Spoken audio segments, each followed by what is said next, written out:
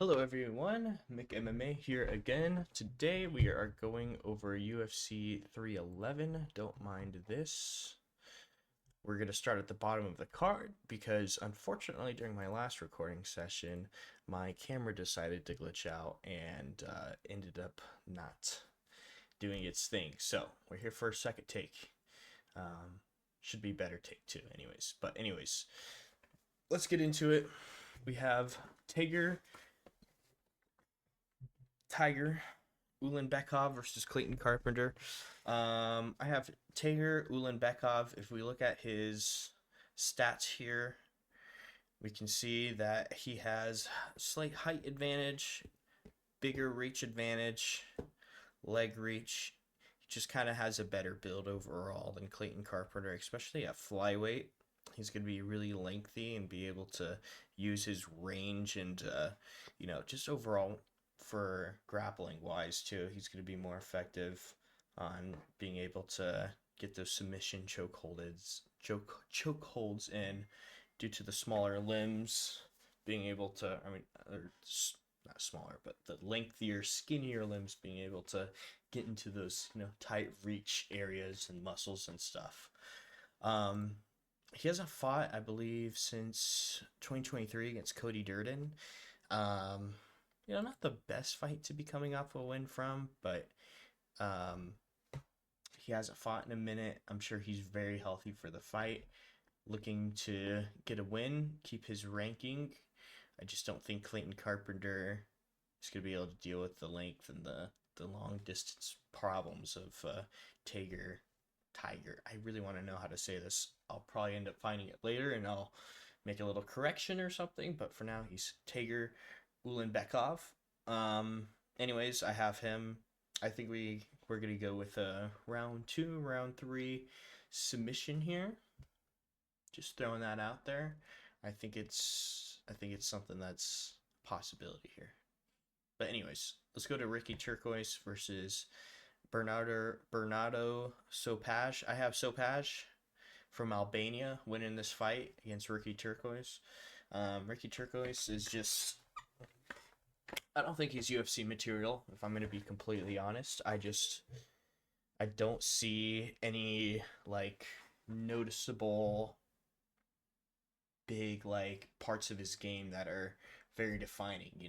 Some fighters are, oh, he's got some great hands, great striker. Some other fighters, great grappler, blah, blah, blah. Some fighters, oh, he's well-rounded everywhere. But with Ricky Turquoise, I don't know as far as any compliments goes on what I can give him. He got beat by Raul Rosas Jr. Raul Rosas Jr. is, he's doing good and stuff like that, but he got absolutely ragdolled by a younger guy. I think it was his second or third fight in the UFC and just got completely slapped around that fight. It was not a good look for him.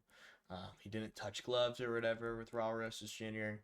And then for that, he's kind of been memed a little bit because of that. And as far as it goes, since then, he just has not been able to get a win under his belt.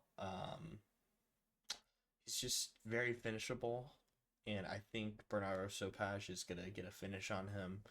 Either TKO or submission. I want to give a more direct round of what I think is going to happen, but I just think it could be any round. Just put out a finish for Bernardo Sopaj. I don't think this goes the distance. Ricky Turquoise is just, unless Sopaj is just having an off night and he's injured or something, he should be able to finish Ricky Turquoise. So let's go with Bernardo Sopaj. I also do want to let you know too, because I mentioned it in my first take and now I'm remembering again as I'm going through the card again. I'm going to be keeping a tally when I'm streaming the event. And I'm going to be doing a live tally of fights I get wrong and fights I get right. So there'll be a little tally, little 1, little 0, maybe 0 and 1. Hopefully, my picks are good, so that way I can keep up a good pick rate. And yeah, we'll see where we go from there. But so far, got Tagir Ulanbekov and Bernardo Sopaj as my picks. And next one we have Rinya Nakamura versus Muin Gafurov. I have Rinya Nakamura by whatever he wants, honestly. He's become a big name in the bantamweight division. If you don't know about him, you should know. He is a very dangerous striker, grappler. Um, he's just very, very aggressive. I believe he's trained or has been a part of the Japanese um, Olympic team, which is very huge to be a part of. Japanese wrestling is very heavily underrated, especially the smaller divisions.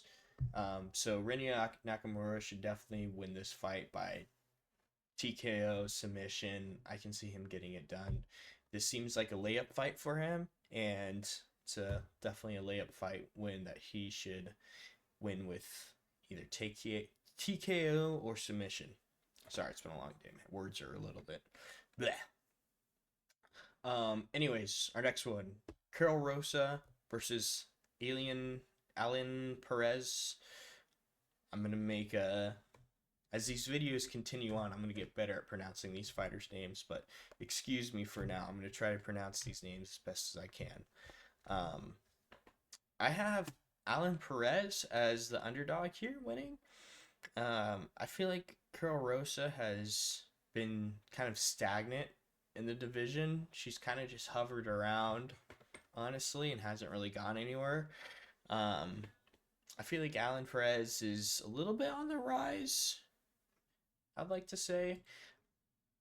I believe she's coming off of a win her last fight. Yes, they're both coming off of wins, but I feel like Alan Perez is going to be moving up the division, and Carl Rosa is going to be staying in that mid, 5 to 10, 15 spot area. I just unfortunately don't think that she's also one of those people that's going to be title contention anytime soon. Alan Perez, she's got ambitions. She wants to get to the title. I don't think Carol Rosa has. I mean, she has an inch and a half reach advantage, but they're about same similar builds. I can see Alan Perez by either decision or submission, um, third round submission, or just overall like a 29-28.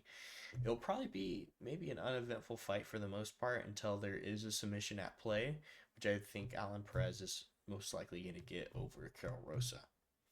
But let's see. Now we have another one. This is what I was at the start of the video, and I scrolled back down for because my last video, this is where my camera started going buggy. But anyways, on to it. Zachary Reese versus Azmat Bekkoev. Gotta be honest, this one's a little bit hard because we don't have any information on Azmat Bekkoev. As far as I have it, and the odds haven't even been made, I think we'll end up seeing the odds probably Wednesday or Thursday. I think I'm gonna go with Zachary Reese. He's been training. He's been doing his thing. 8-1 is that's a good record for your starting off in your in your beginning career in the UFC. So I like that so far. But to have no, I mean, I don't know if this guy is like some sort of crazy grappler, striker, whatever, but we don't have any information about him. So just based off not having information, I'm going to have to go with Zachary Reese. Hopefully he wins and they don't pick some crazy steroided up Russian guy to fight him, but we will end up seeing. Unfortunately, the UFC can sometimes, when they want a fight on a card and they really, really want it, sometimes they'll do whatever it takes to get that fight going, even if that means sometimes screwing over the guy who's been the most compliant, hasn't, didn't miss the fight, yada, yada, yada, Hopefully he gets a little pay increase as well for old Zachary Reese. And that is the main event of the early prelim. Now we start off with Grant Dawson versus Diego Ferreira. I have Diego Ferreira, honestly, over Grant Dawson. I feel like Grant Dawson is way too one-dimensional. What was his last fight? His last fight was against Garcia. I think he got a submission in his last fight. let's see here. Oh no, it was a TKO. Okay, so he got a TKO against Garcia, a very boring decision against Selecki, um, from what I remember, and then he got TKO'd badly against Bobby Green. So I mean, I feel like this is a guy that's gonna. Oh, whoops. I feel like this is a guy that's gonna be staying in that 15 area, maybe even unranked area of lightweight. He's got a great record. I just don't feel like his style is something that's going to last in the UFC, especially being that grappling heavy. That's only something the Russians can do, the Eastern European guys can do. Um, as the UFC goes more striking based and more damage based, these wrestling guys in the US who just want to hold on and not doing anything, it's not going to end up working out. We're gonna we're gonna need some submissions. We're gonna need some punches to the ground, some big punches. And I think Diego Ferreira is just gonna outscramble him, land some better strikes on the feet. I can be proven wrong, but I think Diego Ferreira is a better choice to go versus Grant Dawson. Plus, I don't want Grant Dawson to win either because he's kind of a boring fighter. But we'll see if his fight style improves and becomes a little bit better on the mic. We'll see. I become fan and hate very fast. It only takes one fight for fans to instantly hate you or like you a lot. So we'll end up seeing with that. All right, now we have Bogdan Guskov versus Billy Elikana. This is a weird one because again, I do not know who this guy is. He's 7-1 in the light heavyweight division against Bogdan Guskov. I believe he viciously TKO'd Span, which really isn't saying much because really anyone can TKO Span. But this guy is like the Russian version of Anthony Smith, and he's actually pretty good. It would actually have been really funny if this guy was Anthony Smith's last fight and he just absolutely brutalized him. I'm gonna have to go with Bogdan Guskov. I don't know who the hell this guy is. 7-1, and I've never seen him fight before. I'm gonna have to go with Bogdan. I know the odds are currently in Billy Elikana's favor, but again, I'm gonna have to go the same thing I went with Zachary Reese. Bogdan Guskov has been training. Billy Elikana, I'm sure he's been training, but not for a fight against someone. Maybe he's prepared just in case he has to fight someone, but not specifically for someone and like through an actual whole camp and stuff or whatever. Next we have Jailton Almeida versus Sergey Spivak. Okay, now this one is going to be a stinker, unfortunately. This one is going to be a muscle blob versus not so muscle blob, just kind of pressing up against each other. Unless both their grappling cancels each other out and they're forced to strike, which could be entertaining, but I don't think that's what's going to happen. I think we're going to see a heavyweight grappling match, which that we all saw the Derek Lewis Jailton Almeida fight. I don't think I need to talk too much about how Jailton fights. It's very boring, very very boring. He is the biggest crotch sniffer in the UFC at heavyweight and only goes for takedowns. This dude will throw maybe a fake strike and then go for the takedown. He was brutally KO'd by Curtis Blades when he was trying to attempt one of those takedowns. So maybe that's something Sergey Spivak can exploit. Or maybe Sergey Spivak can get on top of him before he does anything and also just smothers him with either head and arm triangle choke, or just lays on top of him and suffocates him with his chest. We don't know, but I don't have a good feeling about this fight. This might be a fight unironically where it's a bathroom break, but we'll see. We will see. Next up is definitely a fight a lot of people have had their eyes on. Peyton Talbot versus Rayoni Barcelos. Now, the reason why Peyton Talbot is such a huge favorite is because the UFC is giving him a huge layup fight against this guy. No offense to Rayoni Barcelos. He's actually got a good record. Um, who did he win against? Quinones. I feel like I've seen him before and he was pretty good. This, you know what, maybe my mind is changing about this. Maybe it's not such a layup fight. Because at first, when I saw this guy, I was like, ooh, he looks a bit on the older side of things and looks a little bit more weathered as far as it goes. Um, it looks like, as far as it goes, wow, the money line is crazy right here. Minus 1200 is absolutely crazy. But Payne Talbot should get the job done by TKO, probably first round or second round. There's a lot of hype around him. The UFC really, really wants him to win, and the UFC normally gets what they want. The matchmakers are really good at getting what they want. Technically, this is a good layup fight, but looking at that record, it's it's pretty good record. 18-5 is not too bad. It's not too shabby.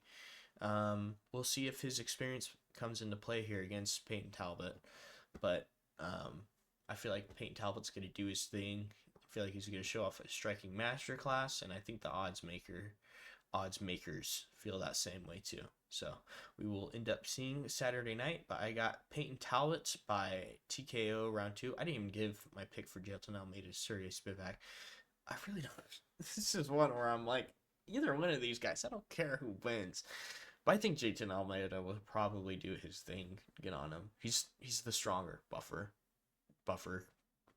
more likely not to out cardio himself to Sergey Spivak, the blob. But anyways, going from Peyton Talbot to Rayoni Barcelos to Kevin Holland, Reiner D. Ritter. Now, I love Kevin Holland. He's one of my favorite fighters, and he was definitely one of my favorite fighters coming in the COVID division, COVID era, not division, but COVID era. He was fighting so often. You could count on him to be in a fight card and it being one of the most entertaining things of the fight card. He's kind of lost that, unfortunately. There's been a lot of fights where they've been pretty back and forth. When he fights tougher competition, like the Lidsey, he fights like he's not like, I'm gonna lose, but hey, I'm at the top of the UFC and I get paid big, so it doesn't matter. He kind of has that attitude, and ever since I heard him say, like, oh, I'm the best gatekeeper of the UFC, he doesn't have an attitude of wanting to be champ, and that's not something we want at the top of the division. Oh my goodness, did I just? Oh no, I gotta go back and do that. Oopsies. I don't like someone with that attitude as far as it goes. Reiner de Ritter, coming from one championship, just had a crazy fight against GM3, Gerald Mearshart. Had a crazy fight with him, but ended up coming out on the better side of it, especially in the grappling exchange. He had a crazy, weird knockout against Gerald Mearshart, too. But yeah, Kevin Holland, 185, 170. He's too small for 185, in my opinion. Reiner de Ritter is going to be much bigger than him, and his frame is going to be just smothering on Kevin Holland. Kevin Holland could maybe catch him with, something stray or whatever, but I think Reiner de Ritter's just he's gonna do his thing. He's gonna out grapple him. I can see him choking out Kevin Holland in round 1 or round 2. And I hate to see that happen because I really liked Kevin Holland. My dream matchup was Kevin Holland versus Izzy at the time that he was fighting in 185, but like doing good at 185. I mean, he even got to the point of fighting Marvin Vettori, which if he would have beaten Marvin Vettori, title contention shot would have been right around the corner for Kevin Holland. But Dude is he's very wishy-washy, and that makes him hard to pick at the high level and hard to pick in general. Um, I mean, not to pick in general. If you were fighting some scrub, I'd be picking Kevin Holland, but Reiner de Ritter is not a scrub. He's a former one championship, and he fully intends on getting the UFC championship, which Kevin Holland seems to have no interest in. So, just based off that, we got to go with Reiner de Ritter here. Up next, we have Beneil Dariush versus Renato Moicano. We're going to be going with Renato Moicano. Money Moik is going to be doing his thing. I think he gets a submission against Beneil Dariush in round 1 or round 2, honestly. Beneil is a great scrapper. Scrappy kind of, I was going to say scrappler, which is kind of a weird term, but he's a grappler that is very scrappy and is great at scrambling out of grappling exchanges. There's a mouthful for you. But in these grappling exchanges, Beneil Dariush has proven himself to be pretty good. I just think Renato Moicano keeps leveling up in his fights, and his grappling is only improving as well as his striking. Now, he did have that collarbone injury from his last fight, but the dude just toughed it out and just went through it. That's something about Renato Moicano that I don't think is talked about enough, is his overall just mental toughness. He wants to get that title. He's hungry for more money. He's looking to make a fun, entertaining after interview, after the fight, or I should say post-fight interview, not after interview. So he has a lot going in on this, and he has a lot that he wants to win for. But Beneil Dariush, unfortunately, he's been getting given the wrong end of the stick by the MMA gods. Who was his last fight? Because I believe he got knocked out. Yeah. Ooh. So he hasn't fought since 2023. Man. That is not good. And it was against Sarukian. And I believe he kneed him to the head, which is just not a good way to go. I really don't feel like Beneil Dariush has the fire in him anymore to get a win and be at the top of the lightweight division. I see him getting choked out by Renato Moicano again in either round 1 or round 2. Just how things go, unfortunately, for Dariush. He never got the title shot, which sucks. He definitely deserved it at a time, but now he's come off a couple losses. If he wins again, it's like, not the best thing for him to like, who does he fight if he wins? Honestly, I don't know who he would fight next if he wins. Renato Moicano has a lot of options. Even if he loses, he's just much more marketable.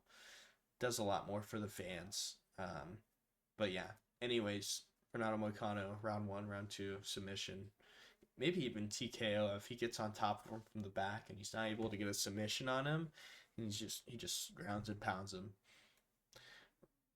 Anyways, on to Yuri Prohaska, Jamal Hill. As much as I would love to pick Yuri Prohaska, I feel like Jamal Hill has been waiting for his revenge, and this is his time now for his revenge. Yuri Prohaska blocks punches with his face. He dips down and punches and absorbs them. There's highlight videos on Instagram and elsewhere of Yuri blocking punches with his face, dipping down into Alex Pierre body, jabs that were meant for his body, but he dipped down and just absorbed the punches. Yuri has that fighting style we all would like to have and all think we can do when a fight happens. The only problem is that if you have, I don't want to say he doesn't have any fundamentals, but if he doesn't have any sort of basic fundamentals of bringing your hands back to your face when you're done striking, or just any sort of defense that isn't like head-on absorbing punches, he'd probably be a lot better in his fights. But it's because he's so wild too that been able to create crazy KO opportunities. So it's really a double-edged sword for Yuri Prohaska. It would be so awesome for Yuri Prohaska to win via spinning elbow, crazy kick, just something wild from Yuri, crazy wild Yuri knockout that we'd all love to see. But Jamal Hill, he's just way too fundamentally sound.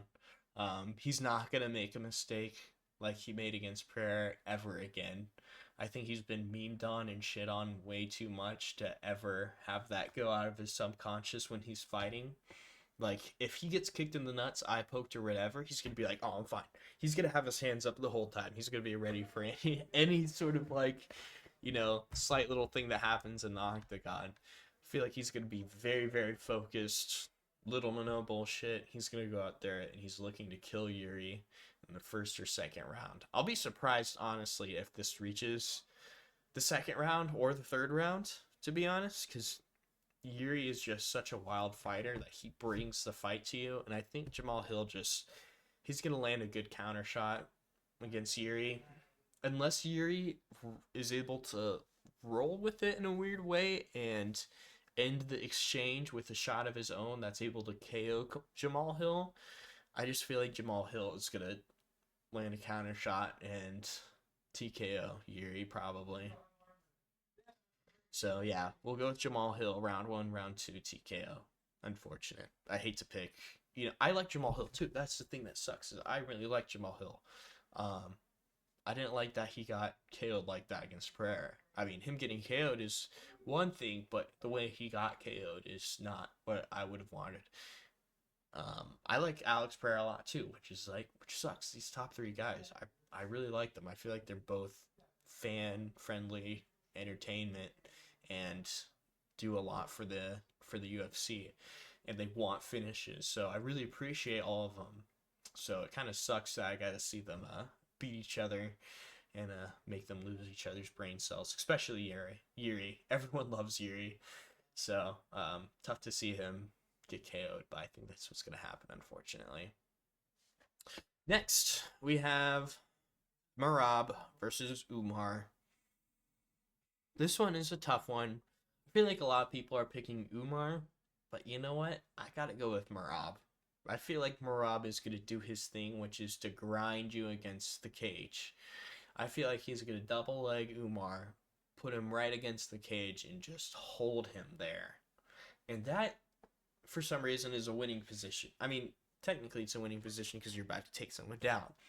But if you stall someone there and you lock your hands like you did against O'Malley, or grab your own glove like you did against O'Malley, you can just sit there and you get all the control time in the world. I can, I don't, I mean, I can see maybe Umar scrambling out of a couple positions, but I feel like there will be 2 to 3 minutes that Marab just holds Umar there, and then Umar's gonna be struggling to do his thing, and you know, either that be trying to strike aggressively or grapple aggressively. I think Marab is just going to hold him down for the most part.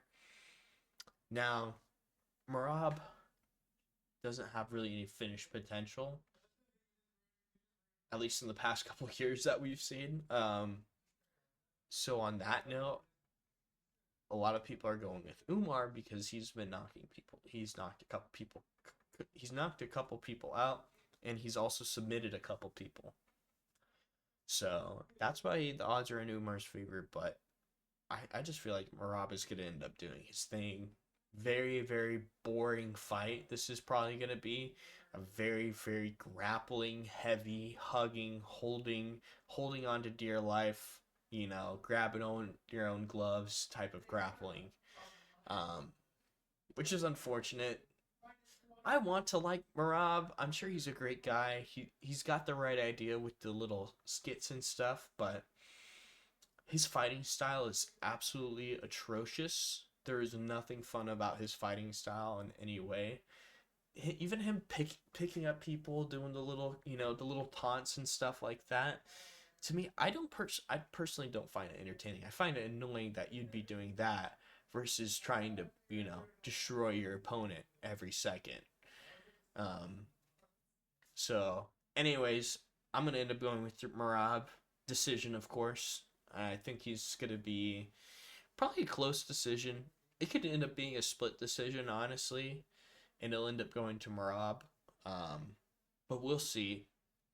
You know those Nurmagomedovs, they somehow always find a way to win. So we'll end up seeing what happens. But I got Marab. Anyways, on to Islam versus Arman Sarukian. We have Arman Sarukian coming in off of Oliveira, I believe. Yes. And Islam is coming off of Poirier. Wow, that was a long time ago. I mean, it was last year, halfway in the last year. I don't know why Islam doesn't fight more, honestly. He could have fought by the end of this year. I don't know why he didn't, or the end of last year, technically, in December. End of 2024, December or November-ish, he could have fought. Didn't for whatever reason. I have Arman Sarukian for this one. Another underdog. I feel like Arman Sarukian's learned from his mistakes. He's coming in with much more explosive power that I don't think Islam's going to be ready for. And I think his grappling too is just going to be able to be on par, if not maybe a little bit worse than Islam. But that's the thing with Islam is you just need to be able to stop those couple takedowns. And he had some really, really crazy grappling exchanges with Islam that were really negating Islam's grappling. And I feel like if Arman is able to get to the same grappling exchanges and then get on the feet again and land some devastating strikes, I feel like there's a good chance. I think he gets the job done. And the crazy thing is, I think he could TKO him. I really think that he could have the power to be the one to knock out Islam Makhachev. He's already been knocked out before, kind of a weird fluky, I don't want to say fluke, but fluky-esque kind of fight. But yeah, I don't see Arman getting knocked out. I don't see him getting submitted. I see Islam, being a little bit underestimating of Arman Sarukian's abilities, and I think that will end up being out against him, or paying out against him. Is that even the correct way to say? Whatever. Anyways, it'll end up working against him in the end, underestimating Arman Sarukian's abilities. I'd like to see Arman Sarukian be the champion too, just so he can get a nice little switch up in the division, and I think it'd create for some interesting matchups too at lightweight. Shake up the division really nicely, because I hate to see the same champion, and I like Islam too. It's weird. Islam has kind of grown on me a little bit. He has some funny interviews. He's had a much more entertaining fight style since he's become champ. Because beforehand, he was only straight grappling, submission, and stuff. And when you kind of already know what's going to end up happening, it gets a little bit boring and uneventful. That's kind of why I like Arman Sarukian here, because I feel like his fights are going to be a bit wilder, especially as far as striking goes, because Arman has shown that he's more than willing to strike. I don't know if you remember that crazy axe kick that he threw against Oliveira, where he brought his leg up he brought his knee up to his face pretty much, and smacked Oliveira on the head with it. So he's got some crazy striking exchanges in him. I think at the end of the day, again, I'll be going with Arman Sarukian. Can I give a round for what he'll get a TKO in? I can't be sure, honestly. I think, if anything, round 4, or round 3, or round 5, I think we can expect a TKO from. I don't think Islam's getting finished in those early rounds. But if Arman's able to land some devastating strikes during those rounds and keep the pressure on and win the grappling exchanges, or maybe not win all the way, but just win enough that you're not the one on bottom, But yeah, gonna go with Arman Sarukian. by the TKO. Round 3, round 4, round 5. Anyways, now that we are at the end here, I just want to say thank you for watching. 35 minutes. Wow. Went on for much longer than what I was initially expecting. Again, I am working on making my speech better delivered, less ums, less ands. I know I try to catch myself and not say it, but then it just comes out. So it's more awkward for me to be like, I'm not gonna say I'm not gonna say and, I'm not gonna say but it just comes out. It's just how I speak naturally when I'm not talking to someone, when I'm talking to a camera, which is something I'm gonna get better at and improve upon. So just stay with me. The camera quality is gonna improve, the audio quality is gonna improve, the speaking quality is gonna improve, the overall content is gonna keep improving. So just stick with me. I'm gonna bring you some good content the best that I can. And yeah, looking forward to this weekend. I'm gonna try to make another video just MMA related. We'll see what ends up coming to my mind tomorrow or maybe tonight. And yeah, looking forward to watching this card along with you guys. And make sure to like, comment, subscribe, the whole works. Thank you. I'll see you later.